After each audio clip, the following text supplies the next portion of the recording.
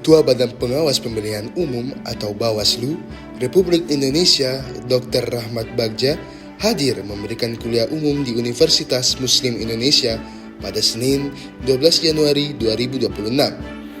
Rahmat Bagja tiba di Auditorium Al-Jibra Kampus UMI, Jalan Urip Sumoharjo, Makassar, Sulawesi Selatan pukul 14.30 waktu Indonesia bagian tengah, mengenakan setelan kemeja baju putih.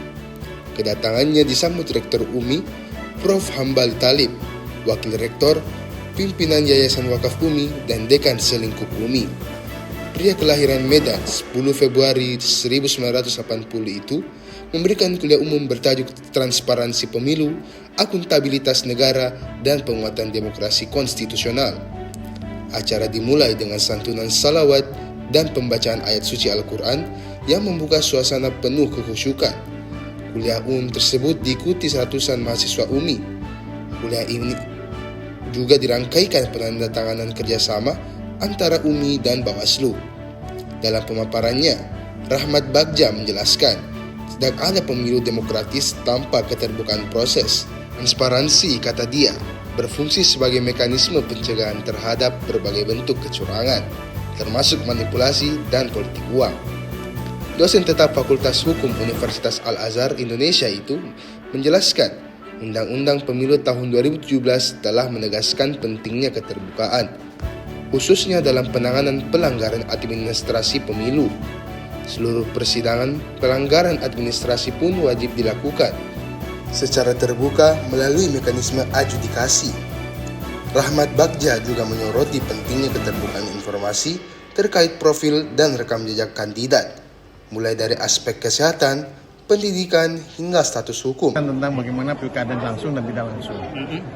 Apakah sesuai dengan ketentuan dasar, Kementerian MK sesuaikan? Terus bagaimana pelaksanaan jika pemisahan 2 tahun itu? Ini kan belum dibahas secara mendalam. Kemudian bagaimana penguatan peran Bawaslu? Tadi mengisi juga waktu dalam penyelenggaraan pilkada seperti apa nanti kalau tidak langsung. Banyak reasoning, dan kemudian juga pendidikan politik kepada mahasiswa. Karena ke depan kampanye kan 2024 sudah mulai kampanye di perguruan tinggi. Nah, tinggal kemudian bagaimana mekanisme yang baiknya. Kan 2024 banyak hal yang kurang bisa dilakukan. Padahal MK sudah membuka itu. Nah, tinggal sekarang bagaimana kampanye di perguruan tinggi, apalagi mahasiswa menolak kampanye, padahal kan boleh-boleh saja. Mahasiswa harus mendengarkan juga partai politik berkampanye. Mungkin soal anggaran yang membludak seperti itu, mungkin bagaimana anggaran itu yang membludak yang mana sebenarnya? Untuk pelaksanaan atau untuk peserta pemilu. Berarti kita harus melihat keuangan partai politik, dan itu harus kerjasamanya dengan banyak partai politik sendiri juga harus membenahi.